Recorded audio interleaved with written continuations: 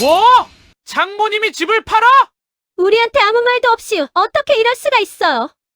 지중해 한복판, 햇살 가득한 크루즈 카페테리아에서 커피잔이 바닥에 떨어졌습니다. 산산이 깨진 도자기 조각 사이로 갈색 커피가 사방으로 튀었어요. 서진의 손은 여전히 휴대폰을 쥔 채 허공에 떠 있었습니다. 화면에는 단 2줄의 문자 메시지가 떠 있었어요. 나 이제 이 집 팔았어. 나도 내 인생 살아갈 거야. 시어머니 칠순 잔치를 위해 7박 8일 크루즈 여행을 떠난 지 사흘째였습니다. 그런데 한국에 혼자 계신 장모님이 4억 원짜리 집을 팔아버렸어요. 아무 말도 없이, 아무 상의도 없이 전세 사기로 모든 걸 잃고 장모님 집에 신세를 지고 있던 서진 부부에게 그 문자는 청천벽력이었습니다.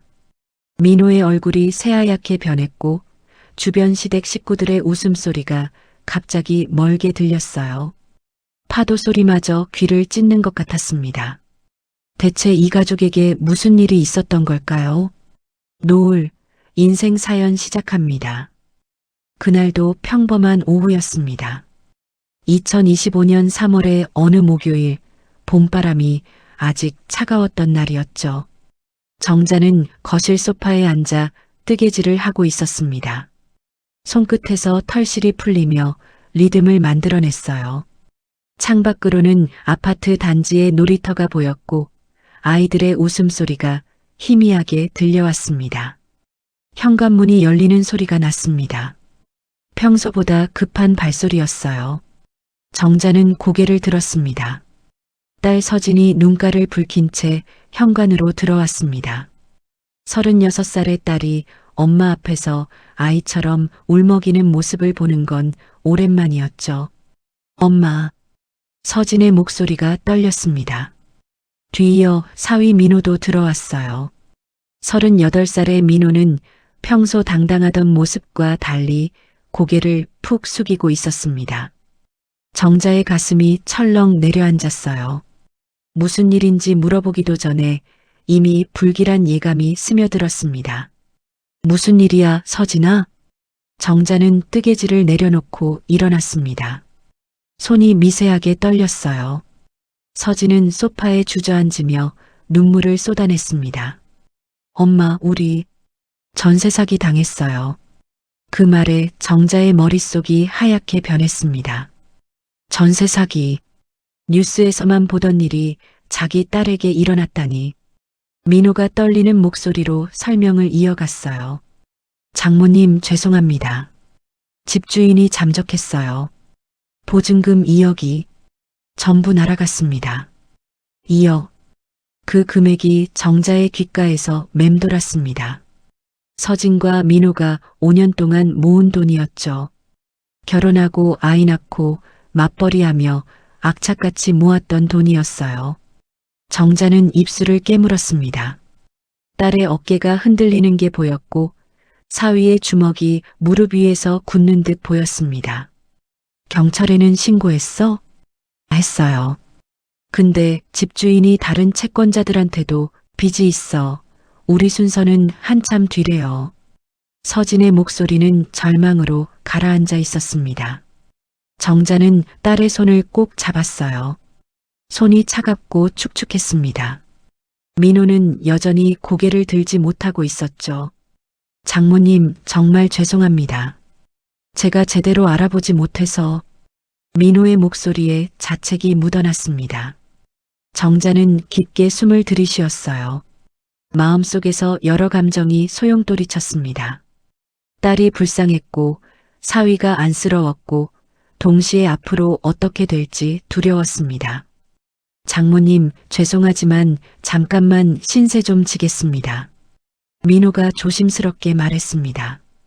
정자는 그 말의 무게를 느꼈어요. 잠깐. 그게 얼마나 될지 아무도 모를 앞으로의 걱정에. 정자는 고개를 끄덕였어요. 그래, 잠깐만이야. 여기서 지내면서 다시 일어서렴. 서진이 엄마 품에 안겼습니다. 정자는 딸의 등을 토닥이면서도 마음 한구석이 무거워지는 걸 느꼈죠. 그날 저녁 정자는 혼자 방에 앉아 창밖을 바라봤습니다. 아파트 단지의 불빛들이 하나둘 켜지고 있었어요. 불길한 예감이 가슴속에 뿌리를 내리는 걸 느꼈습니다. 며칠이 지났습니다. 아니, 어쩌면 몇 주가 지났을지도 모르게. 시간은 빠르게 흘렀지만 정자에게는 느리게 느껴졌습니다. 집안의 공기가 달라졌어요. 아침마다 세수하러 가면 세면대 위에 민호의 면도기와 서진의 화장품이 놓여 있었습니다. 정자의 물건들은 점점 구석으로 밀려났죠. 냉장고 문을 열면 정자가 해놓은 반찬이 예전보다 훨씬 빨리 사라졌습니다. 사람이 2명 더 늘었으니 당연한 일이었지만 정자는 매번 냉장고 앞에서 멈칫했어요. 이제는 반찬을 2배로 만들어야 했습니다. 장을 보러 갈 때도 카트가 더 무거워졌죠. 거실 리모컨이 제자리에 있는 법이 없었습니다. 정자는 저녁마다 리모컨을 찾아 헤맸어요. 소파 쿠션 사이, 탁자 밑, 때로는 부엌 식탁 위에서 발견했습니다. 작은 일이었지만 정자를 지치게 만들었죠. 내 집인데, 내 물건인데 왜 내가 매번 찾아다녀야 하지? 밤 11시가 넘으면 세탁기 돌아가는 소리가 들렸습니다. 서진은 야근이 잦았고 집에 돌아오면 밀린 빨래를 돌렸어요. 정자는 잠이 깬 채로 천장을 바라보며 세탁기 소리를 들었습니다. 탈수기가 돌아가는 굉음이 벽을 타고 울렸죠. 귀마개를 해볼까 생각했지만 그러면 더 서글플 것 같았습니다. 며칠 후 사위 민호는 직장을 잃었습니다. 나쁜 일은 왜 늘 몰려오는 걸까? 마치 세상도 내 숨결에 맞춰 흔들리는 것처럼. 정자는 속으로 생각했어요. 회사가 구조조정을 단행했고 민호는 그 명단에 포함됐어요. 서진이 그 소식을 전했을 때 정자는 말을 잇지 못했습니다. 민호는 다음 날부터 대리운전 일을 시작했어요. 저녁 10시쯤 집을 나가서 새벽 4시에 돌아왔습니다. 낮에는 택배 분류센터에서 일했죠. 3개월째 그런 생활이 이어졌습니다. 정자는 민호가 새벽에 들어오는 소리에 잠을 깼어요. 현관문이 조용히 열리고 신발을 벗는 소리가 들렸습니다. 민호는 최대한 소리를 내지 않으려 했지만 정자의 귀에는 모든 소리가 또렷했죠. 냉장고 문 여는 소리, 물 마시는 소리, 작은 한숨 소리까지. 정자는 이불을 더 끌어당겼습니다. 손주 다원이도 함께 살게 됐습니다. 5살 다원이는 할머니를 좋아했어요. 아침마다 정자의 방문을 두드리며 할머니, 일어나세요 하고 불렀습니다. 정자는 손주가 사랑스러웠지만 그 사랑만큼 늘 피로가 따라왔어요. 서진이 출근하면 다원이는 정자의 몫이 됐습니다. 밥 먹이고 놀아주고 낮잠 재우고 또 놀아주고. 예전에는 가끔 만나서 즐겁게 놀아주던 손주였는데 이제는 매일 돌봐야 하는 아이가 됐죠. 할머니, 저거 뭐예요? 할머니, 배고파요. 할머니, 심심해요. 다원이의 목소리가 하루 종일 집안을 채웠습니다. 정자는 손주를 사랑했지만 65세의 몸으로 5살 아이를 따라가기는 벅찼어요. 저녁이 되면 허리가 끊어질 것 같았습니다.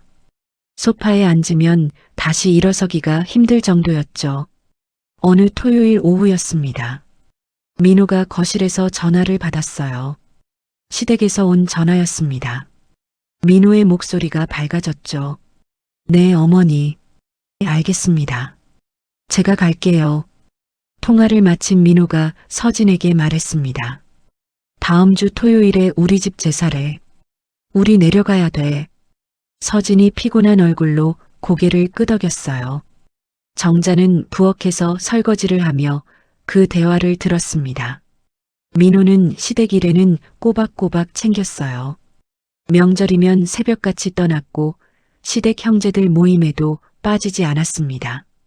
정자는 설거지하던 손을 멈췄어요. 그게 잘못된 건 아니었습니다. 하지만 뭔가 균형이 맞지 않는 느낌이었죠. 며칠 뒤 정자의 생일이었습니다. 66이 되는 날이었어요. 정자는 특별히 기대하지 않았습니다. 나이 들면 생일도 그저 하루일 뿐이니까요. 서진이 아침에 케이크를 사왔고 저녁에 미역국을 끓여줬어요. 정자는 고마웠습니다. 하지만 민호는 오후에 전화를 걸어왔어요. 장모님, 생일 축하드립니다. 죄송한데 오늘 출장이라 못 갈 것 같아요. 내일 들어가겠습니다. 정자는 담담하게 대답했습니다. 그래, 알았어. 조심히 다녀와. 전화를 끊고 나서 정자는 한참을 가만히 서 있었어요. 출장이라는 말이 거짓은 아닐 겁니다. 하지만 시댁 제사에는 어떻게든 시간을 내면서 장모 생일에는 출장이 겹쳤다는 게 우연일까요? 정자는 스스로에게 너그러우라고 말했습니다. 민호도 바쁜 사람이니까. 하지만 마음 한구석이 시렸어요. 장모님, 그 호칭이 정자에게는 점점 무거워졌습니다. 처음에는 정중한 호칭이라 생각했어요. 하지만 시간이 지나면서 그 말이 벽처럼 느껴졌습니다. 장모님, 가족이지만 가족이 아닌 사람. 존중하지만 가까워질 수 없는 사람. 민호는 한 번도 정자를 어머니라 부르지 않았어요. 항상 장모님이었습니다. 서진은 민호의 어머니를 어머니라 부르는데 말이죠. 정자는 밤마다 혼자 생각했습니다. 내가 불쌍해서 드렸는데 이제는 내가 불편해졌다. 연민이 서운함으로 바뀌었고 서운함은 피로로 바뀌었어요. 정자는 거울을 봤습니다. 3개월 사이에 주름이 더 깊어진 것 같았어요. 머리카락도 더 하얘졌습니다. 어느 새벽 정자는 잠이 오지 않아 거실로 나왔습니다. 모두가 잠든 집은 조용했어요. 하지만 그 고요가 평화롭지 않았습니다. 정자는 소파에 앉아 어둠 속에서 중얼거렸죠. 이 집이 내 집이 맞나? 그 물음에 답은 없었습니다. 정자는 무릎 위에 손을 올려놓고 한참을 그렇게 앉아 있었어요. 창밖으로는 가로등 불빛만 희미하게 들어왔습니다. 정자의 그림자가 바닥에 길게 늘어져 있었죠. 그 그림자마저 외로워 보였습니다. 2025년 6월 초였습니다. 정자는 석 달째 속이 쓰렸어요. 처음에는 스트레스 때문이라 생각했습니다. 가족이 함께 살면서 생긴 피로가 몸으로 온 거라고요. 하지만 증상은 점점 심해졌습니다. 아침마다 속이 타들어가는 것 같았고 밥을 먹으면 금방 토할 것 같았어요. 어느 새벽 정자는 화장실에서 구토를 했습니다. 쓴물이 목구멍을 타고 올라왔어요. 변기를 붙잡고 한참을 그렇게 있었습니다. 등에 식은땀이 흘렀죠. 거울을 보니 얼굴이 창백했어요. 입술에는 핏기가 없었습니다. 다음 날 아침 정자는 서진에게 말했습니다. 서진아, 나 오늘 병원 좀 갔다 올게. 서진은 출근 준비를 하다 멈칫했어요. 엄마, 어디 아파요? 아니, 그냥 검진 좀 받으려고. 정자는 대수롭지 않게 말했습니다. 서진은 걱정스러운 표정을 지었지만 시계를 보더니 서둘러 현관으로 향했어요. 그럼 조심히 다녀오세요. 저녁에 연락드릴게요. 문이 닫히고 집은 조용해졌습니다. 정자는 한숨을 쉬며 가방을 들었어요. 병원은 집에서 버스로 30분 거리에 있었습니다. 정자는 버스에 올라 창밖을 바라보고 있었어요. 거리의 사람들이 바쁘게 움직였습니다. 모두 어딘가로 가고 있었죠. 정자만 혼자 시간이 멈춘 것 같았어요. 내과 진료실에 들어갔습니다. 의사는 50대 중반쯤 되어 보이는 남자였어요. 정자의 말을 듣더니 고개를 끄덕였습니다. 내시경 검사가 해봐야 할 것 같네요. 오늘 바로 받으실 수 있어요? 정자는 동의했습니다. 1시간 뒤 정자는 검사복을 입고 검사실로 들어갔어요. 차가운 침대에 누웠습니다. 간호사가 긴장 풀으세요 하고 말했지만 정자의 온몸은 굳어 있었어요. 목구멍으로 내시경이 들어갔고 정자는 눈을 감았습니다. 검사가 끝나고 20분쯤 지났을까요? 정자는 회복실에서 물을 마시며 기다렸어요. 간호사가 다시 진료실로 오라고 했습니다. 정자는 천천히 일어나 복도를 걸었어요. 발걸음이 무거웠습니다. 진료실 문을 열고 들어가자 의사가 모니터를 보고 있었어요. 정자가 앉자 의사는 천천히 고개를 돌렸습니다. 환자분, 검사 결과가 나왔습니다. 의사의 목소리는 조심스러웠어요. 정자의 심장이 빠르게 뛰기 시작했습니다. 위에 병변이 확인됩니다. 조직 검사 결과를 봐야겠지만 초기 위암으로 보입니다. 위암. 그 단어가 정자의 귓속에서 울렸습니다. 의사는 계속 말했지만 정자의 귀에는 아무것도 들어오지 않았어요. 입술이 바짝 말랐습니다. 손이 떨렸죠. 다행히 초기입니다. 완치 가능성이 높아요. 수술하면 충분히 나을 수 있습니다. 의사는 안심시키려 했지만 정자에게는 끝이라는 단어만 들렸어요. 위암, 암, 나는 이제 암 환자구나. 정자는 고개를 끄덕이며 진료실을 나왔습니다. 복도를 걸으며 벽을 짚었어요. 다리에 힘이 풀렸습니다. 집으로 돌아오는 버스 안에서 정자는 창밖을 멍하니 바라봤어요. 세상은 여전히 돌아가고 있었습니다. 사람들은 웃고 걷고 전화하고 살아가고 있었어요. 하지만 정자의 세상은 멈춰버린 것 같았습니다. 가슴이 답답했어요. 집에 도착했을 때는 오후 4시였습니다. 현관문을 열고 들어가니 집이 고요했어요. 다원이는 어린이집에 있을 시간이었고 서진과 민호는 일하러 나가 있었습니다. 정자는 소파에 주저앉았어요. 가방을 바닥에 내려놓고 한참을 그렇게 앉아 있었습니다. 저녁 7시쯤 서진이 퇴근했습니다. 민호는 아직 대리운전 일을 하러 나가지 않은 시간이었어요. 세 사람이 저녁 식탁에 앉았습니다. 정자는 국을 떠먹으며 아무 말도 하지 않았어요. 서진이 물었습니다. 엄마, 병원에서 뭐래요? 응, 그냥 위험이래. 약 타왔어. 정자는 거짓말을 했습니다. 왜 그랬을까요? 말하고 싶지 않았어요. 말하는 순간 그게 진짜가 될 것 같았습니다. 서진은 안심한 표정으로 고개를 끄덕였어요. 밥을 다 먹고 정자가 설거지를 하고 있을 때였습니다. 거실에서 민호와 서진의 목소리가 들렸어요. 여보, 우리 어머니 칠순 크루즈 여행 말인데. 민호의 목소리였습니다. 정자는 설거지하던 손을 멈췄어요. 7박 8일이라고 했지? 서진이 대답했습니다. 그래. 시어머니가 평생 바다 한번 못 가봤다고 하시더라고. 형님들이 다 돈 모아서 지중해 크루즈 예약했대. 우리도 가야 돼.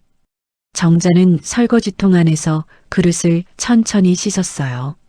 지중해, 크루즈, 7박 8일. 그 말들이 귀에 들어왔습니다. 언제 출발하는데? 서진이 물었습니다. 다음 달 15일, 20일 정도 남았어. 민호가 답했습니다. 정자는 물을 틀어놓은 채 가만히 서 있었어요. 가슴속에서 뭔가가 올라왔습니다. 서러움이었을까요? 분노였을까요?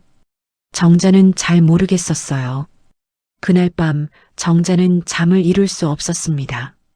천장을 보며 누워 있었어요. 시계 초침 소리만 또렷하게 들렸습니다. 오늘 병원에서 들은 말들이 머릿속을 맴돌았죠. 조기 위암, 수술, 완치 가능성, 그리고 거실에서 들은 대화. 다음 날 아침 서진과 민호가 식탁에 앉아 있었습니다.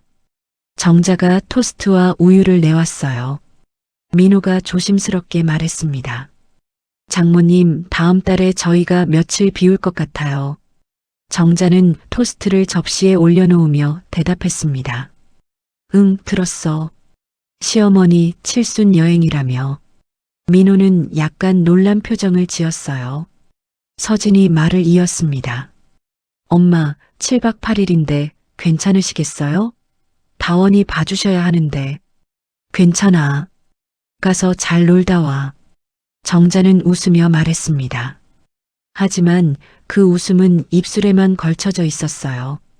눈은 웃지 않았습니다. 시어머니가 평생 바다를 못 가봤다고 하시더라고요.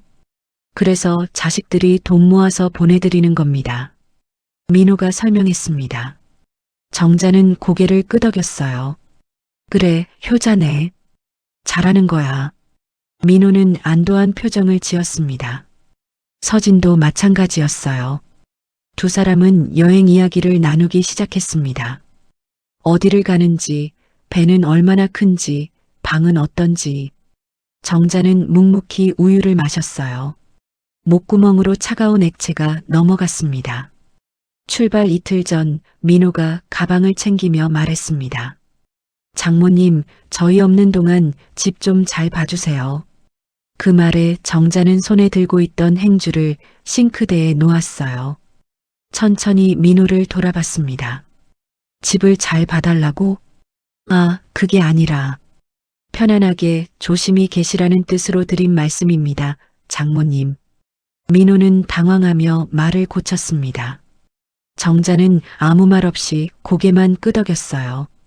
하지만 가슴속에서는 뭔가가 꿈틀거렸습니다. 이 집이 내 집인데 잘 봐달라니. 이 말이 무슨 뜻인지. 정자는 혼란스러웠습니다. 그날 오후 이웃 명자가 손주를 데리러 왔다가 들렀습니다. 거실에서 명자가 말했어요. 아이고, 정자 씨 복 받았네. 사위가 참 효자야. 효자? 정자가 묻자 명자가 웃었습니다. 시어머니 칠순에 지중해까지 모신다며? 우리 사위는 생일에 꽃 한 송이도 안 사오던데. 명자의 목소리에는 부러움이 섞여 있었어요. 정자는 억지로 미소를 지었습니다. 그러게. 잘하지. 명자가 돌아가고 정자는 혼자 남았습니다. 거실 소파에 앉아 텅 빈 집을 바라봤어요. 서진과 민호는 내일 새벽에 출발할 예정이었습니다. 정자는 가방에서 병원 진단서를 꺼냈어요. 종이를 펼쳐들고 한참을 바라봤습니다. 조기 위암, 수술 권고. 정자는 진단서를 접어 다시 가방에 넣었습니다. 그리고 서랍에서 부동산 전단지를 꺼냈어요. 몇 주 전 우편함에 들어있던 것이었습니다. 이 지역 아파트 시세가 적혀 있었죠. 정자는 전단지를 펼쳐놓고 자기 집 평수를 찾았습니다. 32평, 시세는 4억 5천 정도였어요. 정자는 숫자를 한참 들여다봤습니다. 이제 내 인생도 정리할 때가 됐지. 정자는 중얼거렸습니다. 창밖으로는 저녁 노을이 지고 있었어요. 하늘이 주황빛으로 물들었습니다. 정자는 노을을 바라보며 생각했어요. 내일이면 그들이 떠나고 집은 조용해질 거야. 그리고 나는 결정해야 해. 이제는 내 인생을 내가 정리해야 해. 밤 11시 정자는 잠자리에 들었습니다. 하지만 잠은 오지 않았어요. 어둠 속에서 눈을 뜨고 천장을 바라봤습니다. 내일이면 그들은 바다로 떠나요. 나는 여기 남아서 내 앞날을 마주해야 합니다. 정자는 눈을 감았어요. 마음속 어딘가에서 작은 결심이 싹트고 있었습니다. 새벽 5시 정자는 현관에서 서진과 민호를 배웅했습니다. 큰 캐리어 2개가 현관 앞에 놓여 있었어요. 민호가 가방을 들어 올렸고 서진은 정자의 손을 잡았습니다. 엄마, 다원이 잘 부탁드려요. 그래, 걱정 마. 잘 다녀와. 정자는 웃으며 대답했습니다. 서진이 품에 안겼어요. 민호는 고개를 숙이며 인사했습니다. 장모님 감사합니다. 다녀오겠습니다. 조심히 다녀와. 문이 닫혔습니다. 정자는 한참을 현관 앞에 서 있었어요. 엘리베이터가 내려가는 소리가 들렸고 곧 고요해졌습니다.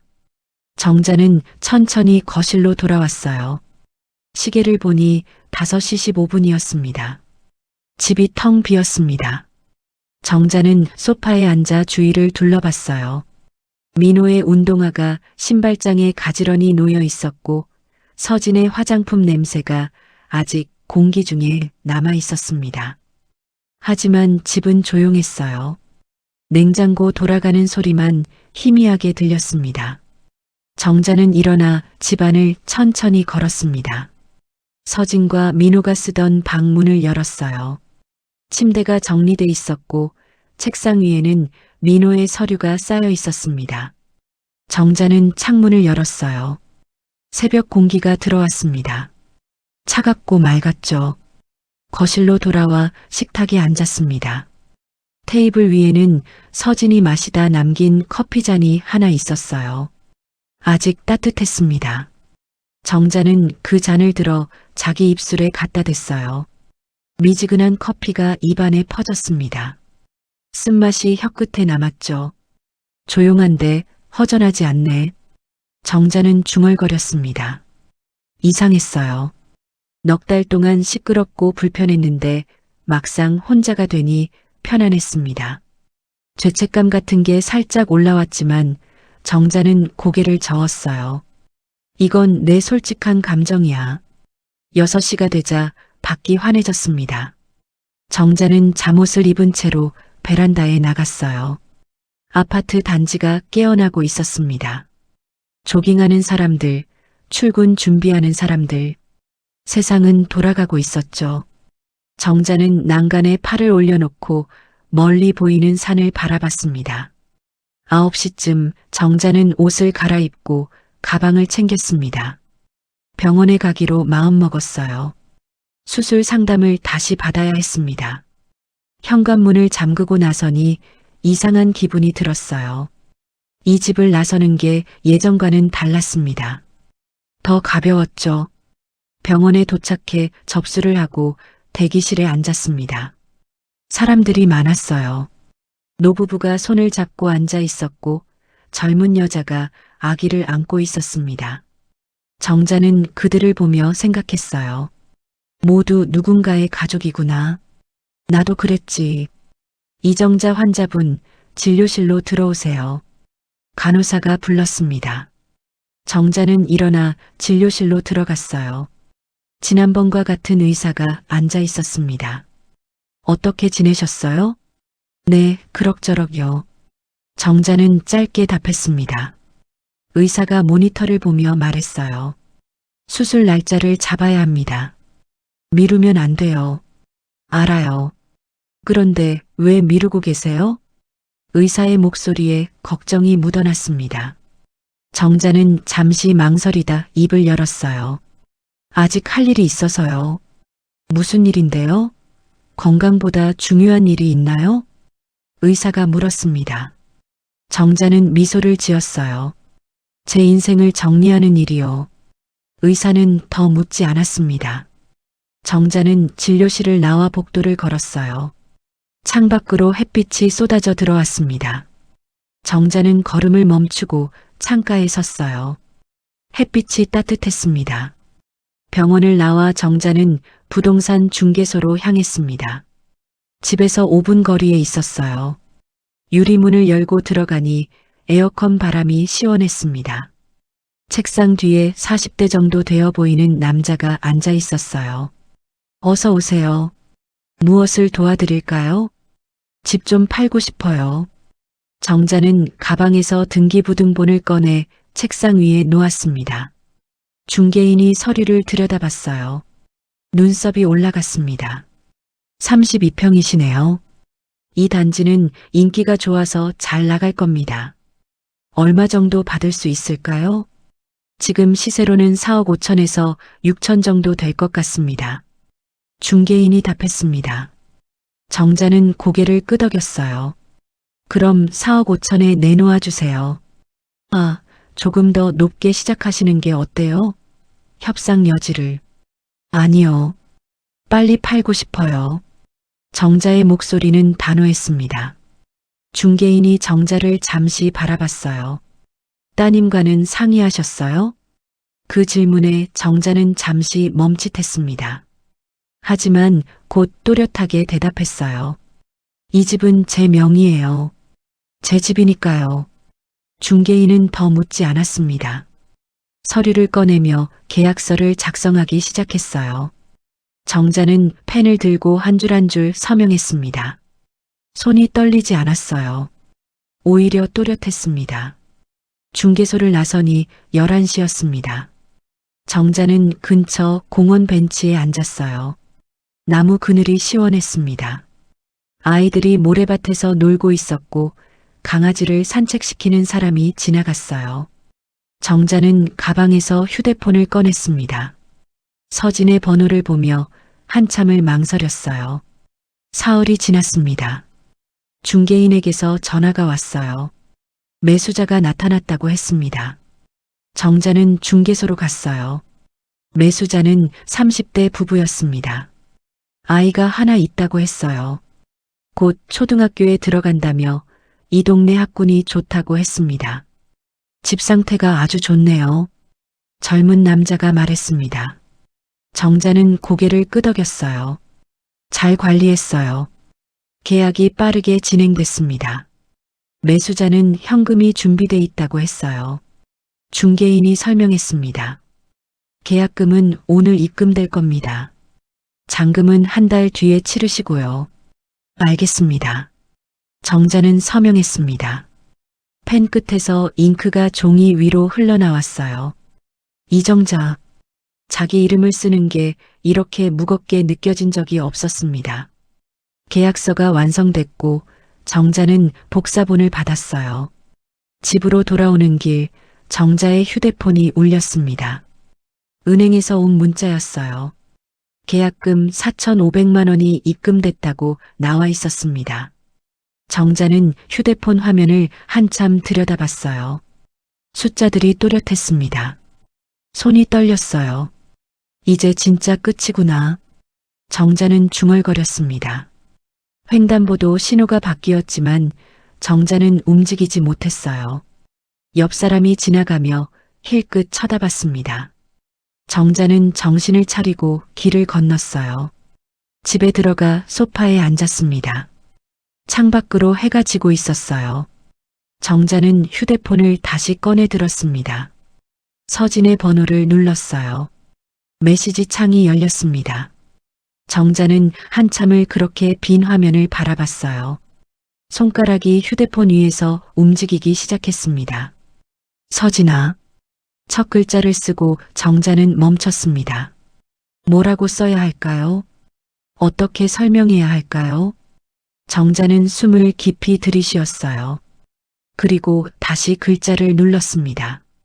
나 이제 이 집 팔았어. 문장을 쓰고 나니 가슴이 두근거렸습니다. 정자는 계속 썼어요. 나도 내 인생 살아갈 거야. 마침표를 찍었습니다. 정자는 메시지를 다시 읽었어요. 짧았지만 모든 게 담겨 있었습니다. 손가락이 전송 버튼 위에 머물렀어요. 누르면 끝입니다. 돌이킬 수 없어요. 정자는 눈을 감았습니다.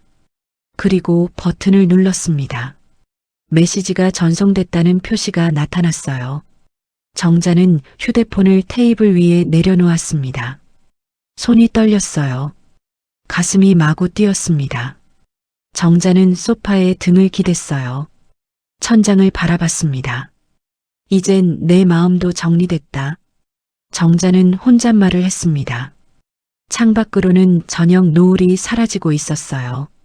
어둠이 조금씩 밀려왔습니다. 정자는 불을 켜지 않고 그대로 앉아 있었어요. 어둠 속에서 정자의 얼굴은 평온했습니다. 오랜만에 느껴보는 평화였어요. 휴대폰이 테이블 위에서 조용히 빛나고 있었습니다. 메시지는 이미 바다 건너로 날아갔어요. 정자는 알고 있었습니다. 이제 폭풍이 올 거라는 걸. 하지만 두렵지 않았어요. 이번에는 정자가 중심에 서 있었으니까요. 지중해 오전 11시 크루즈 선박의 7층 카페테리아는 햇빛으로 가득했습니다. 통유리창 너머로 끝없는 바다가 펼쳐져 있었어요. 파도가 은빛으로 반짝였고 갈매기들이 배 주위를 날아다녔습니다. 서진은 테이블에 앉아 커피를 홀짝이고 있었어요.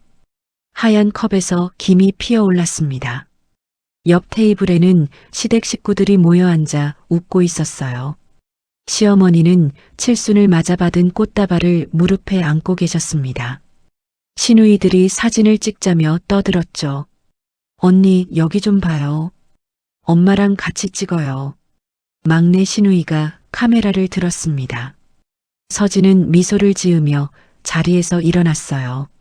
시어머니 옆에 서서 어깨에 손을 올렸습니다.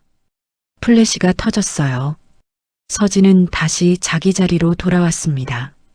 민호는 갑판에 나가 있었어요. 바람을 쏘러 갔다고 했습니다.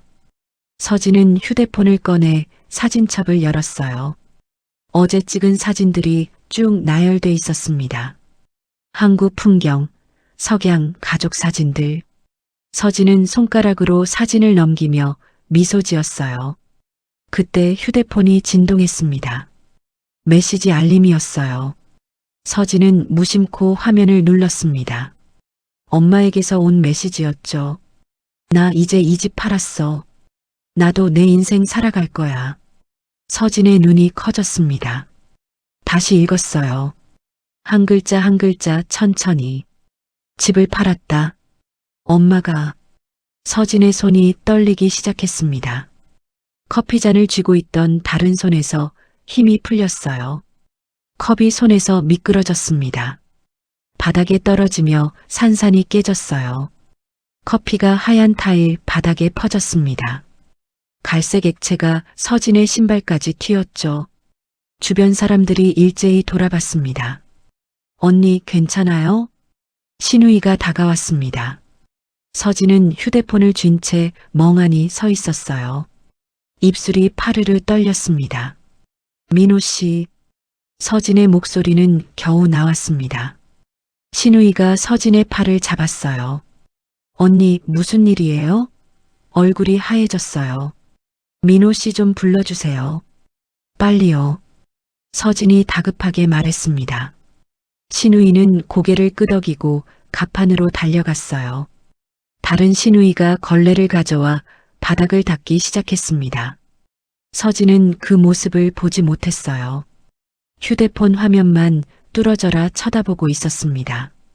2분쯤 뒤 민호가 서진에게 달려왔습니다. 얼굴에 땀이 맺혀 있었어요. 여보, 무슨 일이야? 서진은 말없이 휴대폰을 민호에게 건넸습니다. 민호가 화면을 보는 순간 얼굴빛이 변했어요. 눈이 커지고 입이 벌어졌습니다. 한참을 화면을 들여다보더니 천천히 고개를 들었어요. 장모님이 집을 팔았다고. 민호의 목소리가 갈라졌습니다. 서진이 고개를 끄덕였어요. 눈에 눈물이 고였습니다. 우리한테 아무 말도 없이요.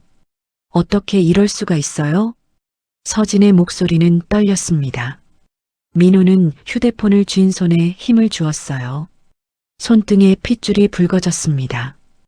우리 아직 자리도 못 잡았는데. 민호가 중얼거렸습니다. 시어머니가 걱정스러운 얼굴로 다가왔어요. 무슨 일이니, 민호야? 아, 아닙니다, 어머니. 잠깐 급한 일이 생겨서요. 민호는 억지로 웃으며 대답했습니다. 하지만 그 웃음은 입가에만 걸쳐져 있었어요. 시어머니는 눈치를 채고 물러났습니다. 민호와 서진은 복도로 나왔습니다. 사람들이 지나다니는 복도였지만 두 사람에게는 아무것도 보이지 않았어요. 서진이 벽에 기댔습니다. 엄마한테 전화해봐요. 지금 몇 시인데? 한국은 저녁일 거야. 민호가 시계를 봤습니다. 오전 11시. 한국과는 7시간 차이가 났어요. 한국은 저녁 6시쯤 될 겁니다. 민호는 정자에게 전화를 걸었어요. 신호음이 길게 울렸습니다. 한 번, 두 번, 세 번. 받지 않았어요. 안 받으셔. 민호의 목소리는 초조했습니다. 서진이 휴대폰을 빼앗아 다시 걸었어요. 역시 받지 않았습니다. 서진의 눈에서 눈물이 흘러내렸어요. 엄마 왜 이래요? 왜 우리한테 말도 안 하고? 서진이 울먹였습니다. 민호는 서진의 어깨를 감쌌어요. 하지만 민호의 얼굴도 창백했습니다. 턱이 굳어 있었고 눈빛이 흔들렸죠. 어떡하지? 우리 어디서 살아요? 서진이 물었습니다. 민호는 대답하지 못했어요. 입술을 깨물고 있었습니다. 그들에게는 갈 곳이 없었어요. 전세금을 날렸고 저축도 바닥났습니다. 민호의 직장도 없었어요. 정자의 집이 유일한 안식처였는데 이제 그마저 사라진 겁니다. 일단 여행을 끝내고 들어가서 얘기해야죠. 민호가 말했습니다. 하지만 목소리에 확신이 없었어요. 서진은 고개를 저었습니다. 아니에요. 지금 당장 들어가야 해요. 엄마 혼자 두면 안 돼요. 하지만 어머니 칠순 여행인데. 민호가 말끝을 흐렸습니다. 서진은 민호를 똑바로 쳐다봤어요. 눈물로 얼룩진 얼굴이었지만 눈빛만은 또렷했습니다. 지금은 시어머니보다 우리 엄마가 먼저예요. 서진의 목소리는 단호했습니다. 민호는 한참을 서진을 바라봤어요. 그리고 천천히 고개를 끄덕였습니다. 알았어. 귀국 항공편을 알아볼게. 두 사람은 객실로 돌아왔습니다. 민호는 노트북을 열어 항공편을 검색하기 시작했어요. 손가락이 키보드 위에서 빠르게 움직였습니다. 서진은 창가에 앉아 바다를 바라봤어요. 파도가 철썩거렸습니다. 평화로운 풍경이었지만 서진의 마음은 폭풍우가 몰아치고 있었어요. 내일 오전 9시 비행기 있어. 로마에서 출발해. 민호가 말했습니다. 서진이 고개를 돌렸어요. 예약해요. 근데 여보, 추가 비용이. 상관없어요. 어서 예약해요. 서진이 다그쳤습니다. 민호는 더 말하지 않고 예약 버튼을 눌렀어요. 확인 메시지가 화면에 떴습니다. 민호는 노트북을 닫고 깊게 한숨을 쉬었어요. 저녁 6시 선상 레스토랑에서 가족 만찬이 있었습니다. 긴 테이블에 시댁 식구들이 모여 앉았어요. 웨이터들이 음식을 나르고 와인잔이 부딪히는 소리가 들렸습니다. 시어머니는 새 한복을 입고 계셨어요. 얼굴에 환한 미소가 가득했습니다. 민호야, 서진아, 너희 덕분에 정말 좋은 여행이구나. 시어머니가 말씀하셨습니다. 민호는 억지로 웃으며 고개를 숙였어요. 아닙니다, 어머니. 당연한 일이죠. 서진도 미소를 지었지만 눈가는 붉었습니다. 화장을 고쳐 했지만 울었던 흔적이 남아 있었어요. 시누이 한 명이 눈치챘는지 서진을 힐끗 쳐다봤습니다. 식사가 끝나고 민호는 시어머니 앞에 무릎을 꿇었습니다. 시어머니가 놀라 손을 흔들었어요. 어머니, 죄송해요. 저희가 내일 급히 돌아가야 할 것 같습니다. 뭐, 무슨 일인데? 시어머니의 목소리가 높아졌습니다. 주변 형제들도 술렁였어요. 민호는 고개를 숙인 채 말했습니다. 장모님께 급한 일이 생겼습니다. 지금 당장 가봐야 할 것 같아서요. 그게 무슨... 정말 죄송해요. 민호의 목소리는 떨렸습니다. 서진도 일어나 고개를 숙였어요. 시어머니는 한참을 두 사람을 바라보다가 한숨을 쉬었습니다. 그래. 급하면 어쩔 수 없지. 조심히 돌아가라. 네. 어머니. 민호는 다시 한번 깊게 절했습니다. 테이블은 어색한 침묵에 휩싸였어요. 시누이들이 서로 눈짓을 주고받았습니다. 그날 밤 민호와 서진은 짐을 쌌습니다. 캐리어를 열고 옷을 집어넣었어요. 민호의 손놀림은 거칠었고 서진은 계속 눈물을 닦았습니다. 창밖으로는 달빛이 바다를 비추고 있었어요. 배가 흔들리며 파도 소리가 들렸습니다. 여보, 서진이 불렀습니다. 민호가 고개를 들었어요. 우리 엄마 혼자 얼마나 외로웠을까요? 서진의 목소리는 잠겨 있었습니다. 민호는 입술을 깨물었어요. 대답할 말이 없었습니다. 서진은 민호에게 등을 돌리고 짐을 정리했어요.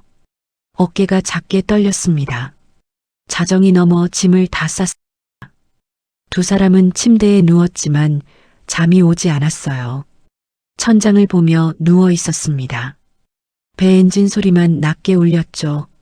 장모님 전화 다시 해볼까? 민호가 물었습니다.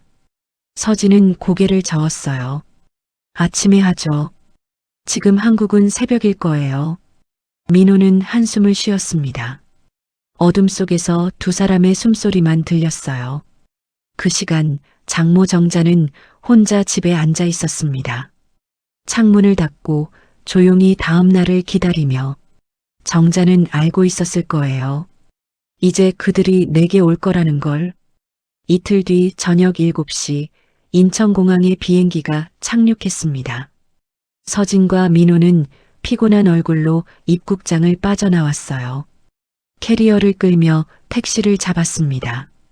차 안은 무거운 침묵으로 가득했어요.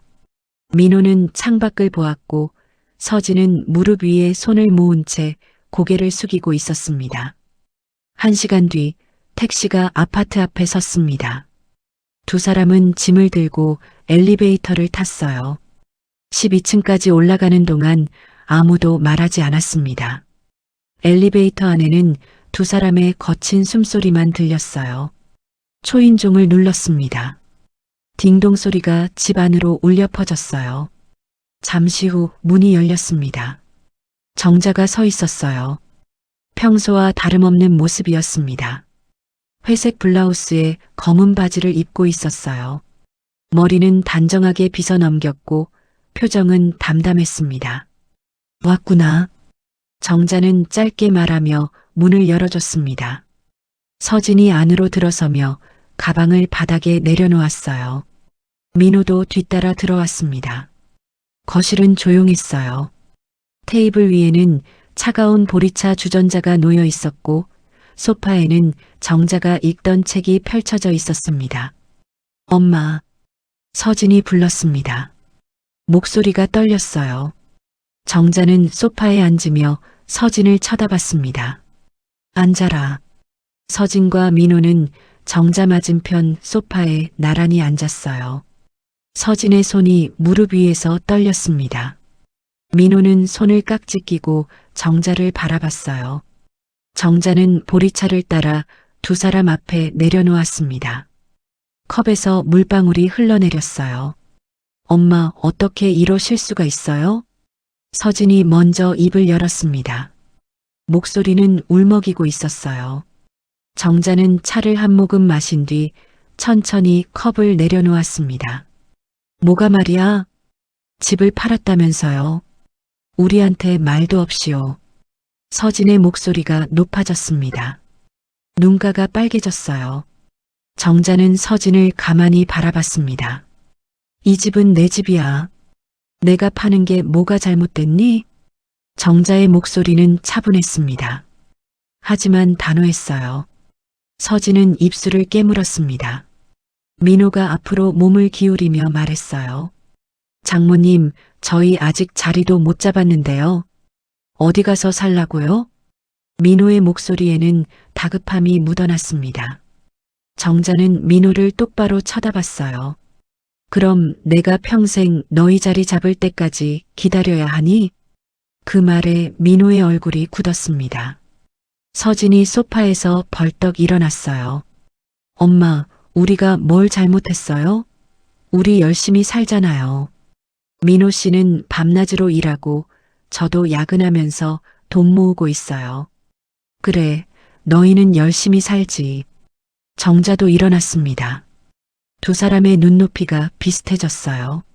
정자의 눈빛은 흔들리지 않았습니다. 근데 나는 나는 어떻게 살았는데? 엄마, 너희는 잘 사는 게 목적이지만 나는 나로 사는 게 목적이야. 정자의 목소리가 커졌습니다. 서진은 그 말에 주춤했어요. 정자는 계속 말했습니다.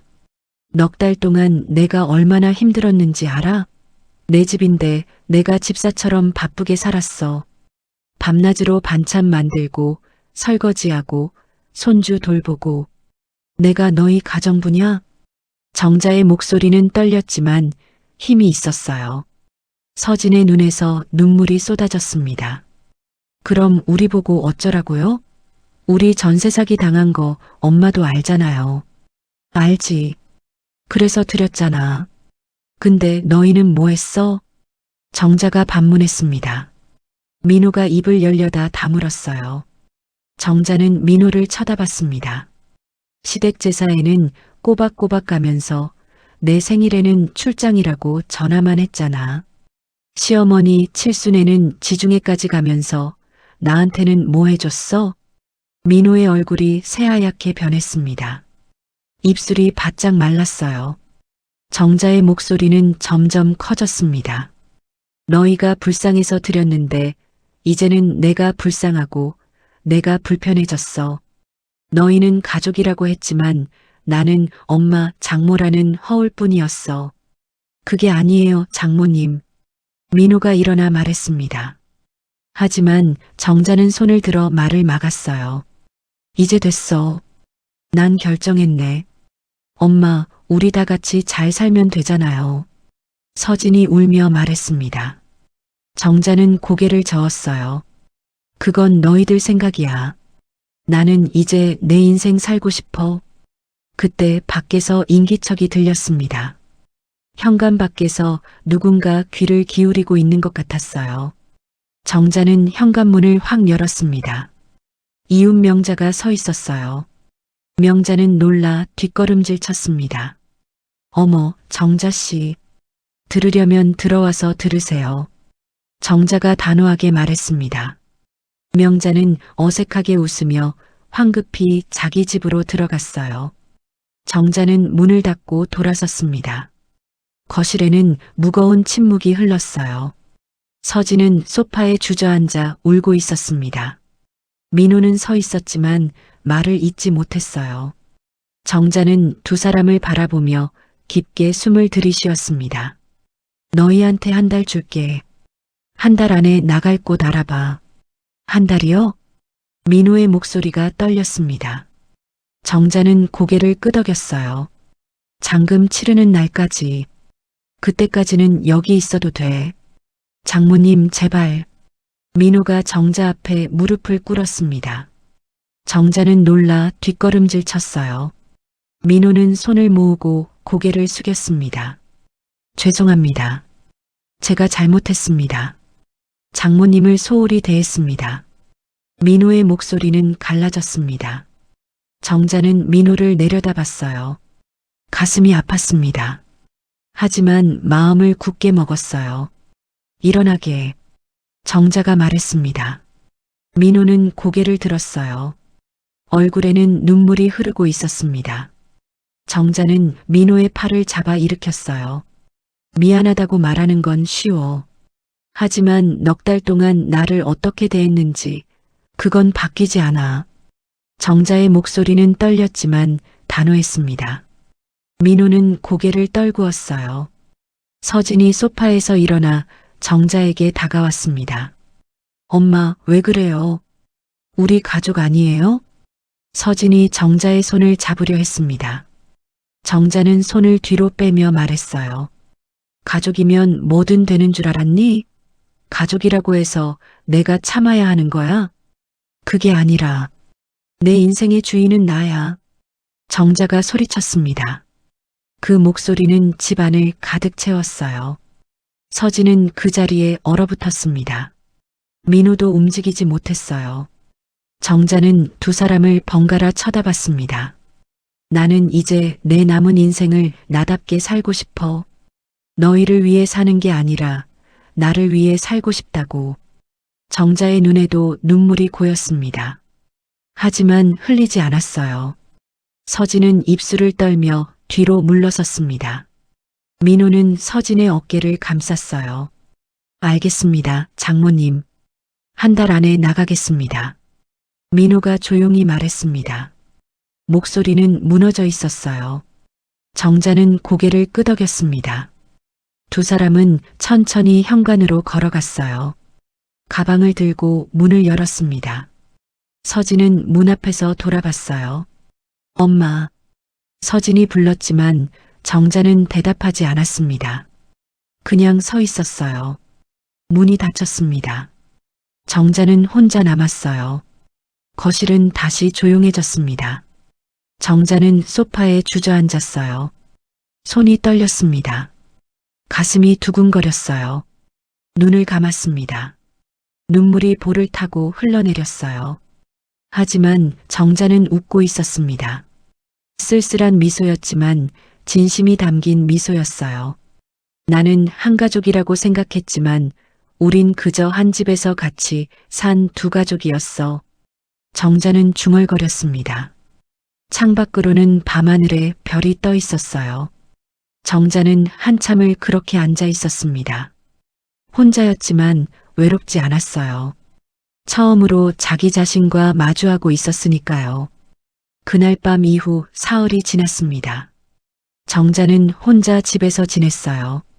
서진과 민호는 민호의 형 집에 임시로 머물고 있었습니다. 전화는 오지 않았고 문자도 없었어요. 정자는 그게 편했습니다. 새벽 5시 정자는 잠에서 깼습니다. 온몸이 땀으로 젖어 있었어요. 속이 메스꺼웠습니다. 화장실로 비틀거리며 걸어갔어요. 변기를 붙잡고 구토했습니다. 위액이 목구멍을 타고 올라왔어요.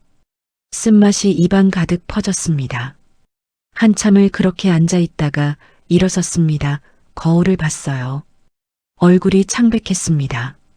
입술은 하얗게 질려 있었고 눈 밑에는 다크서클이 깊게 패였어요. 정자는 수돗물로 얼굴을 씻었습니다. 차가운 물이 피부에 닿았지만 정신이 들지 않았어요. 거실로 나와 소파에 앉았습니다. 시계를 보니 5시 15분이었어요. 밖은 아직 어두웠습니다.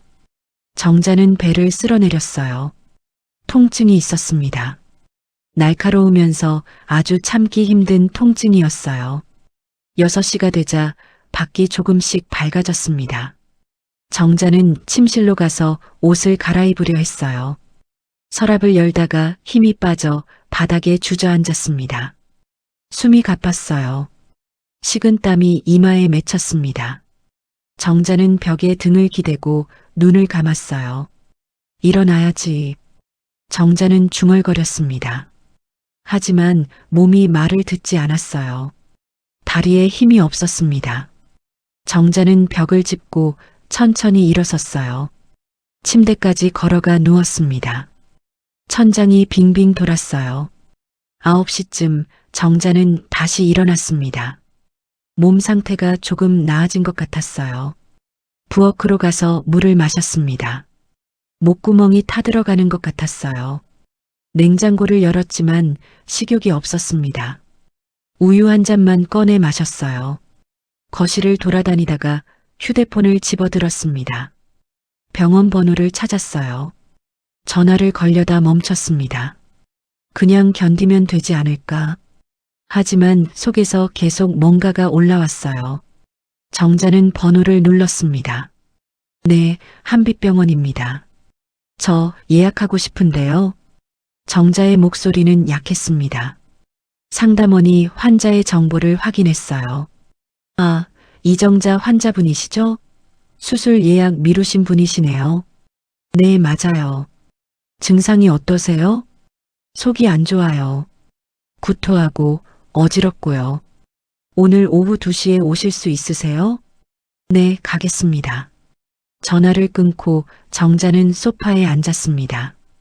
12시까지 누워 있다가 준비를 시작했어요. 샤워를 하고 옷을 갈아입었습니다. 가방에 지갑과 건강보험증을 넣었어요. 현관문을 나서는데 다리가 휘청거렸습니다. 문틀을 붙잡고 균형을 잡았어요. 엘리베이터를 타고 내려갔습니다. 로비를 지나 밖으로 나왔어요. 햇빛이 눈부셨습니다. 정자는 손으로 눈을 가렸어요. 버스 정류장까지 걸었습니다. 평소보다 훨씬 멀게 느껴졌어요. 버스에 올라타 자리에 앉았습니다. 창밖을 보며 눈을 감았어요. 버스가 흔들릴 때마다 속이 메스꺼웠습니다. 정자는 입을 다물고 견뎠어요. 병원에 도착해 접수를 했습니다. 대기실에 앉아 호명을 기다렸어요. 사람들이 많았습니다. 아이 울음소리, 노인들의 대화소리, 간호사가 환자를 부르는 소리, 모든 소리가 크게 들렸어요. 정자는 눈을 감았습니다. 이정자 환자분, 간호사가 불렀습니다. 정자는 일어나 진료실로 들어갔어요. 의사가 정자를 보더니 놀란 표정을 지었습니다. 환자분, 얼굴이 왜 이래요? 좀 안 좋아요. 정자는 앉으며 대답했습니다. 의사가 차트를 보더니 정자를 똑바로 쳐다봤어요. 수술 미루시더니 증상이 악화됐네요. 지금 당장 입원하셔야 합니다. 입원이요? 네. 구토가 심하고 체력이 떨어진 상태예요. 영양 공급하고 검사 다시 해봐야 해요. 의사는 단호했습니다. 정자는 입술을 깨물었어요. 얼마나 입원해야 하는데요? 일주일 정도요. 그리고 바로 수술 일정 잡아야 해요. 정자는 고개를 끄덕였습니다. 선택의 여지가 없었어요. 2시간 뒤 정자는 입원실 침대에 누워 있었습니다. 팔에는 링거 바늘이 꽂혀 있었고 투명한 액체가 천천히 떨어지고 있었어요. 정자는 천장을 바라봤습니다. 형광등 불빛이 눈부셨어요. 저녁 7시쯤 이웃 명자가 병문 안을 왔습니다. 과일 바구니를 들고 조심스럽게 들어왔어요. 아이고, 정자 씨. 왜 이렇게 됐어요? 명자는 의자에 앉으며 걱정스러운 얼굴을 했습니다. 정자는 작게 웃었어요. 나이 들면 아픈 법이죠, 뭐. 따님은 알아요? 명자가 물었습니다. 정자는 고개를 저었어요. 아직이요. 그래도 알려야죠. 딸인데. 정자는 대답하지 않았습니다. 명자는 한참을 정자를 바라보다가 입을 열었어요. 정자 씨, 저 그날 들었어요. 사실 일부러 들은 건 아니고. 알아요. 정자가 말을 끊었습니다. 명자는 미안한 표정을 지었어요. 근데 정자 씨 말도 맞아요. 가족이라고 다 좋은 건 아니죠. 명자가 조용히 말했습니다. 정자는 명자를 쳐다봤어요. 명자는 과일을 깎으며 계속 말했습니다. 우리 집도 그래요. 아들이 명절에만 오고 그것도 돈 달라고 올 때만 와요. 가족이지만 가깝지 않아요. 정자는 아무 말 없이 들었습니다. 명자는 깎은 사과를 접시에 담아 정자 옆에 놓았어요. 그래도 딸한테는 알려야죠. 엄마가 아픈데. 명자의 말에 정자는 천천히 고개를 끄덕였습니다. 명자가 돌아간 뒤 정자는 휴대폰을 집어들었어요. 서진의 번호를 한참 보다가 전화를 걸었습니다. 신호음이 울렸어요. 1번, 2번, 3번. 서진이 받았습니다. 엄마. 서진의 목소리는 조심스러웠습니다. 정자는 숨을 들이쉬었어요. 서진아, 나 지금 병원에 있어. 전화 너머로 침묵이 흘렀습니다. 잠시 후 서진의 목소리가 떨리며 들렸어요. 병원이요? 어디가 아파서요? 위암이야 초기인데 수술해야 한대. 위암이요? 서진의 목소리가 높아졌습니다. 정자는 눈을 감았어요. 언제부터 아셨어요? 2달쯤 됐어. 2달이요? 왜 말씀 안 하셨어요? 서진이 울먹였습니다. 정자는 링거줄을 만지작거렸어요. 아무리 말해도 듣지 않으면 없는 말이 되잖아. 그 말에 서진은 할 말을 잃은 것 같았어요. 한참 울다가 서진이 물었습니다. 어느 병원이에요? 한빛병원 3층 321호. 지금 갈게요. 전화가 끊겼습니다. 정자는 휴대폰을 가슴 위에 올려놓았어요. 눈물이 볼을 타고 흘러내렸습니다. 1시간 뒤 병실 문이 열렸습니다. 서진과 민호가 숨을 헐떡이며 들어왔어요. 서진은 정자를 보자마자 침대 옆에 무릎을 꿇었습니다. 엄마. 서진의 목소리는 울음으로 가득했어요. 정자는 서진의 머리를 쓰다듬었습니다. 민호도 침대 옆에 섰어요. 눈이 빨갛게 충혈돼 있었습니다. 장모님, 왜 혼자 이러셨어요? 민호의 목소리도 떨렸습니다. 정자는 두 사람을 번갈아 봤어요. 말해도 너희가 못 들었을 거야. 너희는 너희 걱정에 바빴잖아. 서진이 정자의 손을 꼭 잡았습니다. 손이 차가웠어요. 엄마, 미안해요. 우리가 잘못했어요. 나도 미안하다. 우리가 가족이었지만 서로를 이해하지 못했어. 정자는 작게 웃었습니다. 민호가 입술을 깨물며 말했어요. 장모님, 이제 제가 곁에 있을게요. 제대로 모실게요. 정자는 민호를 쳐다봤습니다. 민호의 눈에는 진심이 담겨 있었어요. 정자는 천천히 고개를 끄덕였습니다. 이제라도 와줘서 고마워. 그날 밤 서진과 민호는 병실을 떠나지 않았습니다. 서진은 간이 침대에서 잤고 민호는 의자에 앉아 밤을 샜어요. 정자는 그들의 모습을 바라보다 아무 말 없이 눈물을 흘렸다. 그것은 슬픔이 아니라 오래 기다린 온기가 흘러내리는 듯 했다. 정자를 외롭게 했던 건 세상이 아니었어요. 마음이 닿지 않았던 가족이었던 거죠. 그런데 오늘 이제야 가족 같았어요. 일주일이 지났습니다. 정자는 수술을 무사히 마쳤어요. 병실로 돌아왔을 때 서진과 민호가 기다리고 있었습니다. 정자는 아직 마취에서 덜 깬 상태였어요. 눈을 뜨니 천장이 흐릿하게 보였습니다. 엄마, 깨어나셨어요? 서진의 목소리가 들렸습니다. 정자는 천천히 고개를 돌렸어요. 서진이 침대 옆에 앉아 정자의 손을 잡고 있었습니다. 민호는 그 뒤에 서서 걱정스러운 얼굴로 내려다보고 있었어요. 장모님, 수술 잘 됐어요. 의사 선생님이 깨끗하게 다 제거했대요. 민호가 말했습니다. 목소리에 안도가 묻어났어요. 정자는 고개를 약하게 끄덕였습니다. 입술이 바짝 말라 있었어요. 서진이 물을 적신 거즈로 정자의 입술을 적셔줬습니다. 아파요, 엄마? 괜찮아. 정자는 작은 목소리로 대답했습니다. 사실 배가 많이 아팠어요. 수술 부위가 쑤시고 찢어지는 것 같았습니다. 하지만 참을만 했어요. 정자는 다시 눈을 감았습니다. 다음 날부터 민호가 매일 병원에 왔습니다. 아침 9시면 어김없이 병실 문이 열렸어요. 민호는 보온병에 미음을 담아왔습니다. 직접 끓인 거라고 했어요. 장모님, 아침 드세요. 민호는 침대 높이를 조절해 정자를 앉혔습니다. 베개를 등 뒤에 받쳐주고 보온병 뚜껑을 열었어요. 김이 모락모락 피어올랐습니다. 민호가 작은 숟가락으로 미음을 떠서 불어 식혔어요. 그리고 정자의 입에 가져다 댔습니다. 아, 하세요. 정자는 처음엔 어색했습니다. 사위가 자기 밥을 떠먹여준다는 게 익숙하지 않았어요. 하지만 민호는 자연스러웠습니다. 한 숟가락 한 숟가락 천천히 떠먹여줬어요. 정자는 그 따뜻한 미음을 삼키며 눈시울이 뜨거워졌습니다.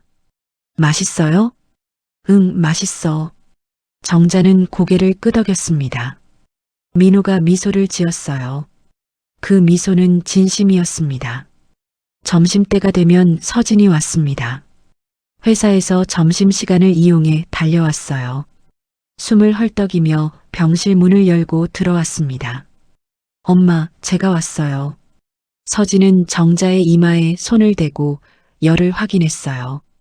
링거줄이 제대로 연결돼 있는지 살폈습니다. 정자가 불편한 곳은 없는지 물었어요. 허리 아프지 않아요? 베개 높이는 괜찮고요? 괜찮아, 서진아. 화장실 가실 때는 꼭 호출 버튼 누르세요. 혼자 일어나시면 안 돼요. 서진은 꼼꼼하게 챙겼습니다. 물컵에 물을 채워놓고 휴지를 가까이에 두고 리모컨을 정자 손이 닿는 곳에 놓았어요. 정자는 서진의 모습을 보며 생각했습니다. 이 아이가 이렇게 세심했나? 저녁에는 민호가 다시 왔습니다. 대리운전 일을 시작하기 전에 들렀어요. 손에는 비닐봉지를 들고 있었습니다. 장모님, 약 시간이에요. 민호는 간호사에게 받은 약봉지를 열었어요. 알약들을 손바닥에 올려놓고 물컵을 가져왔습니다. 정자가 약을 먹는 걸 확인하고 나서야 자리를 떴어요. 제가 새벽에 대리운전 끝나고 아침에 다시 올게요. 불편한 거 있으면 전화하세요. 그래, 조심히 가. 정자는 민호를 배웅했습니다. 문이 닫히고 정자는 혼자 남았어요. 하지만 외롭지 않았습니다. 일주일이 더 지나 정자는 조금씩 회복되고 있었어요. 링거를 떼고 죽을 먹기 시작했습니다. 화장실도 혼자 갈 수 있게 됐어요.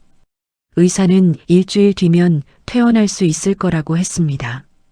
어느 오후 명자가 다시 찾아왔습니다. 이번에는 수제 한과를 챙겨왔어요. 퇴원하면 이거 먹어요. 입맛 없을 때 좋아요. 고마워요, 명자씨. 정자는 웃으며 받았습니다. 명자는 의자에 앉아 귤을 까기 시작했어요. 사위 참 잘하네요. 매일 온다며? 그러게요. 저도 놀랐어요. 정자가 대답했습니다. 명자는 귤 한쪽을 입에 넣으며 말했어요. 사람이 변하려면 큰일이 나야 하나 봐요. 그런가 봐요. 정자는 창밖을 바라봤습니다. 하늘이 파랗게 개어 있었어요. 구름이 천천히 흘러가고 있었습니다. 명자가 또 말했어요. 근데 정자씨, 집은 어쩔 거예요? 진짜 파는 거예요? 정자는 한참을 생각하다 대답했습니다. 아직 모르겠어요. 뭐, 천천히 생각해요. 급할 것 없잖아요. 명자는 귤을 닦아서 정자에게 건넸습니다. 정자는 귤 한쪽을 입에 넣었어요. 새콤달콤한 즙이 입안에 퍼졌습니다. 퇴원 전날 의사가 병실로 왔습니다. 차트를 들고 웃으며 말했어요. 회복이 아주 좋습니다. 내일 퇴원하셔도 돼요. 다만 한 달 정도는 무리하시면 안 됩니다. 알겠습니다. 보호자분이 잘 챙겨주셔야 해요. 의사가 서진과 민호를 쳐다보며 말했습니다. 두 사람은 고개를 끄덕였어요. 잘 모시겠습니다. 민호가 대답했습니다. 의사는 만족스러운 표정으로 병실을 나갔어요. 그날 밤 세 사람은 병실에서 조용히 앉아 있었습니다. 서진이 먼저 입을 열었어요. 엄마, 저희 다시 집으로 들어가도 될까요? 정자는 서진을 쳐다봤습니다. 서진의 눈에는 조심스러움이 가득했어요. 민호도 긴장한 얼굴로 정자를 바라봤습니다. 정자는 한참을 생각했어요. 들어와. 진짜요, 엄마? 서진의 얼굴이 환해졌습니다. 정자는 손을 들어 말했어요. 대신 조건이 있어. 뭐든지 말씀하세요. 민호가 앞으로 몸을 기울이며 말했습니다. 정자는 천천히 말했어요. 집안일은 돌아가면서 해. 내가 아프다고 다 떠맡으면 안 돼. 당연하죠, 장모님. 그리고 다원이 어린이집 데려다 주는 것도 번갈아 가면서. 알겠습니다. 마지막으로 정자는 민호를 똑바로 쳐다봤습니다. 나도 가족으로 대해줘. 장모님 말고. 민호는 잠시 멈칫했습니다. 그리고 천천히 고개를 끄덕였어요. 알겠습니다. 어머니. 그 말에 정자의 눈시울이 붉어졌습니다. 서진도 눈물을 훔쳤어요. 민호는 자리에서 일어나 정자에게 깊게 절했습니다. 죄송했습니다, 어머니. 앞으로 잘하겠습니다. 정자는 민호의 어깨를 토닥였습니다. 일어나. 이제 그만해도 돼. 다음 날 오전 정자는 퇴원했습니다. 휠체어에 앉아 병원 문을 나섰어요. 햇빛이 따사로웠습니다. 민호가 휠체어를 밀었고 서진이 짐을 들었어요. 차에 타고 집으로 가는 길 정자는 창밖을 바라봤습니다. 거리의 풍경이 새롭게 보였어요. 나무들이 푸르렀고 사람들이 바쁘게 걷고 있었습니다. 세상은 여전히 돌아가고 있었어요. 집에 도착했습니다. 엘리베이터를 타고 올라가 현관문을 열었어요. 집안이 깨끗하게 정리돼 있었습니다. 거실에는 꽃이 놓여 있었고 부엌에는 음식 냄새가 났어요. 시어머니가 미역국 끓여 놓으셨어요. 서진이 말했습니다. 정자는 고개를 끄덕였어요. 소파에 앉으니 편안했습니다. 민호가 담요를 가져와 무릎에 덮어줬어요. 어머니, 편히 쉬세요. 고마워. 정자는 미소 지었습니다. 민호도 웃었어요. 그 웃음은 처음으로 진짜 가족의 웃음 같았습니다. 저녁, 네 사람이 식탁에 둘러앉았습니다. 다원이도 함께였어요. 다원이가 할머니 옆에 앉으며 말했습니다. 할머니, 아프지 마세요. 그래, 이제 안 아플게. 정자는 다원이의 머리를 쓰다듬었습니다. 서진이 밥을 담아왔고 민호가 국을 떴어요. 정자는 가족들의 얼굴을 하나하나 바라봤습니다. 이제야 진짜 가족 같았어요. 잘 먹겠습니다. 네 사람이 동시에 말했습니다. 숟가락 소리가 집안을 채웠어요. 정자는 국을 한 숟가락 떠서 입에 넣었습니다. 따뜻했어요. 그 따뜻함이 가슴까지 스며들었습니다. 석 달이 흘렀습니다. 2025년 9월의 어느 토요일 오후였어요. 정자는 건강을 많이 회복했습니다. 병원에서 받은 검진 결과도 좋았어요.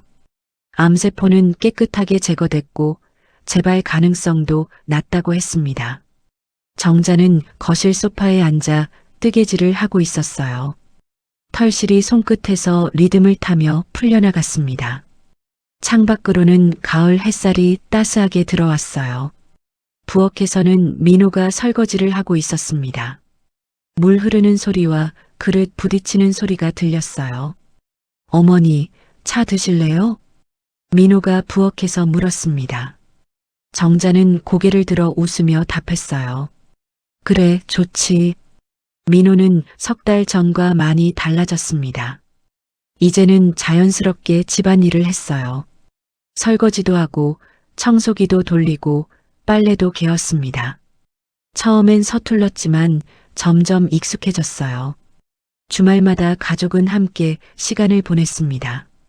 서진은 토요일 오전에 장을 받고 민호는 오후에 다원이를 놀이터에 데려갔어요. 정자는 집에서 천천히 걸으며 체력을 회복했습니다. 넉 사람의 시간이 맞물려 돌아갔어요. 오후 3시쯤 현관 초인종이 울렸습니다. 정자가 문을 열자 택배 기사가 큰 상자를 들고 있었어요. 이정자님 맞으시죠? 네, 맞아요. 여기 서명해 주세요. 정자는 서명하고 상자를 받았습니다. 민호가 달려와 상자를 들었습니다. 어머니, 이게 뭐예요? 글쎄, 나도 주문한 게 없는데. 열어봐. 민호가 상자를 뜯었습니다. 안에는 작은 상자가 하나 더 들어 있었어요. 민호가 그걸 꺼내자 정자가 받아들었습니다. 정자는 상자를 열었어요. 안에는 목걸이가 들어 있었습니다. 은빛 체인에 작은 조개 껍데기 펜던트가 달려 있었어요. 햇빛에 비추니 반짝였습니다. 정자는 목걸이를 들어 빛에 비춰봤어요. 아름다웠습니다. 누가 보낸 거예요? 민호가 웃음 지으며 물었습니다. 정자는 상자 안을 뒤적여 편지를 꺼냈어요. 어머님께 지중해에서 사온 거예요. 그때 함께 모시지 못해 죄송했어요. 민호 올림. 정자는 편지를 읽고 민호를 쳐다봤습니다. 민호가 머리를 극적이며 웃었어요. 그때 시간이 없어서 제대로 못 샀어요. 나중에 인터넷으로 찾아서 주문했어요. 이걸 어떻게 찾았어? 지중해 기념품 파는 사이트 있더라고요. 진짜 해외 현지에서 온 거 맞아요. 민호는 조금 부끄러운 듯 말했습니다. 정자는 목걸이를 다시 들여다봤어요. 작은 조개 껍데기에는 섬세한 무늬가 새겨져 있었습니다. 정자의 눈시울이 뜨거워졌어요. 고마워. 제가 더 감사하죠, 어머니. 민호가 정자의 손을 잡았습니다. 정자는 민호의 손을 꼭 쥐었어요. 두 사람은 잠시 말없이 서 있었습니다. 저녁 6시 서진이 퇴근하고 돌아왔습니다. 다원이를 어린이집에서 데려왔어요. 다원이는 뛰어오며 정자에게 안겼습니다. 할머니, 오늘 유치원에서 그림 그렸어요. 그래, 뭐 그렸는데? 우리 가족이요. 할머니도 그렸어요. 다원이는 가방에서 도화지를 꺼냈습니다. 크레파스로 그린 그림이었어요. 4명의 사람이 손을 잡고 있었습니다. 가장 큰 사람 옆에 작은 사람이 있었어요. 정자는 그림을 보며 웃었습니다. 잘 그렸네, 우리 다원이. 선생님이 칭찬했어요. 다원이는 자랑스럽게 말했습니다. 정자는 그림을 냉장고에 자석으로 붙였어요. 다원이가 박수를 쳤습니다. 저녁 식사 후 가족은 거실에 모여 앉았습니다. 텔레비전에서는 예능 프로그램이 나오고 있었어요. 4사람이 함께 웃었습니다. 다원이는 정자의 무릎에 누워 잠들었어요. 서진이 조심스럽게 입을 열었습니다. 엄마, 저희 다음 달에 전세 구했어요. 정자는 서진을 쳐다봤어요. 서진이 계속 말했습니다. 여기서 10분 거리예요. 26평인데 보증금은 1억 5천이에요. 은행 대출 받아서 마련했어요. 그래, 잘 됐네. 정자는 미소 지으며 말했습니다. 민호가 덧붙였어요. 그런데 어머니, 저희 이사가도 주말마다 올게요. 어머니 혼자 두면 안 되니까요. 그래, 알겠네. 정자가 대답했습니다. 서진이 정자의 손을 잡았어요. 엄마, 근데 집 매매 취소하셨다면서요? 정자는 고개를 끄덕였습니다. 한 달 전에 매수자와 합의해서 계약을 취소했어요. 위약금을 물었지만 아깝지 않았습니다. 이 집은 여전히 정자의 집이었고 이제는 정말로 정자의 공간이 됐으니까요. 응, 생각해보니 여기가 좋더라. 익숙하고. 엄마 혼자 사시기 외롭지 않으세요? 외롭지 않아. 너희가 가까이 있잖아. 정자는 서진의 손을 꼭 쥐었습니다. 서진이 눈물을 글썽였어요. 엄마 사랑해요. 나도 사랑해, 서진아. 일주일 후 토요일, 가족은 특별한 곳에 갔습니다. 서진이 예약한 크루즈 체험 카페였어요. 도심 속 건물 3층에 있었습니다. 문을 열고 들어가니 신기한 공간이 펼쳐졌어요. 벽면 전체가 대형 스크린이었습니다. 거기에는 바다 풍경이 펼쳐져 있었어요. 파도가 일렁이고 갈매기가 날아다녔습니다. 스피커에서는 파도 소리와 배 엔진 소리가 흘러나왔어요. 바닥도 약간 흔들리도록 만들어져 있었습니다. 정말 배 안에 있는 것 같았어요. 어머니, 여기 앉으세요. 민호가 창가 좌석으로 정자를 안내했습니다. 정자는 의자에 앉아 스크린을 바라봤어요. 지중해의 푸른 바다가 눈앞에 펼쳐졌습니다. 햇빛이 수면에서 반짝였어요. 우와, 진짜 배 같아요. 다원이가 소리쳤습니다. 서진이 다원이를 안고 정자 옆에 앉았어요. 민호는 카메라를 꺼냈습니다. 가족 사진 찍을게요. 다들 이쪽 봐요. 4사람이 카메라를 향해 웃었습니다. 플래시가 터졌어요. 민호는 사진을 확인하고 만족스러운 표정을 지었습니다. 종업원이 음료를 가져왔습니다. 정자는 따뜻한 차를 마시며 스크린을 계속 바라봤어요. 바다가 너무 아름다워서 눈을 뗄 수 없었습니다. 민호가 조심스럽게 작은 상자를 꺼냈어요. 정자가 상자를 열자 목걸이가 들어 있었어요. 지난주에 받았던 그 목걸이였습니다. 하지만 이번엔 직접 걸어드리려는 거였어요. 제가 직접 해드릴게요. 민호가 목걸이를 꺼내 정자의 목에 걸어줬습니다. 체인이 정자의 목덜미를 감쌌어요. 조개 껍데기 펜던트가 가슴 앞에서 반짝였습니다. 정자는 손으로 펜던트를 만졌어요. 매끄러웠습니다. 어머니, 저희가 이전에 모시지 못했잖아요. 그래서 이곳에서라도 함께 가족의 정을 나누고 싶었습니다. 민호의 목소리가 떨렸습니다. 정자는 민호를 쳐다봤어요. 민호의 눈에는 진심이 담겨 있었습니다. 정자는 고개를 끄덕였어요. 고마워, 이것만으로도 충분히 행복해. 서진이 정자의 손을 잡았습니다. 엄마, 나중에 정말 배 타러 가요. 우리 다 같이. 그래, 우리 가족같이 가자. 정자는 웃으며 대답했습니다. 스크린 속 바다가 계속 흐르고 있었어요. 파도가 일렁이고 수평선이 멀리 보였습니다. 정자는 그 풍경을 바라보며 생각했어요. 나는 바다에 가지 못했지만 마음은 이미 떠나 있었어요. 무거운 짐을 내려놓고 가벼워진 마음으로. 가족이란 게 그래요. 늦게 도착하는 배일 수도 있죠. 하지만 결국 항구에는 도착해요. 엄마. 서진이 정자의 어깨에 머리를 기댔습니다. 정자는 서진의 머리를 쓰다듬었어요. 다원이는 민호의 무릎에 앉아 바다를 신기하게 바라보고 있었습니다. 넷은 그렇게 조용히 앉아 있었어요. 카페 안에는 잔잔한 음악이 흘렀습니다. 파도 소리와 섞여 평화로운 분위기를 만들었어요. 정자는 창밖을 보듯 스크린을 바라봤습니다. 지중해에 노을이 지고 있었어요. 하늘이 주황빛으로 물들었습니다. 이제는 같이 타자, 엄마. 서진이 작게 속삭였습니다. 정자는 고개를 끄덕였어요. 이제는 같이 탈 수 있을 것 같았습니다. 같은 배에 같은 방향으로. 정자는 목에 걸린 목걸이를 다시 한번 만졌습니다. 조개 껍데기가 손끝에서 따뜻하게 느껴졌어요. 바다의 온기가 전해지는 것 같았습니다. 집으로 돌아가는 차 안에서 정자는 창밖을 바라봤습니다. 거리의 불빛들이 하나둘 켜지고 있었어요. 사람들이 저녁을 먹기 위해 집으로 향하고 있었습니다. 정자는 생각했어요. 이제 내 집도 내 인생도 무겁지 않아요. 바다처럼 흘러가면 그뿐이에요.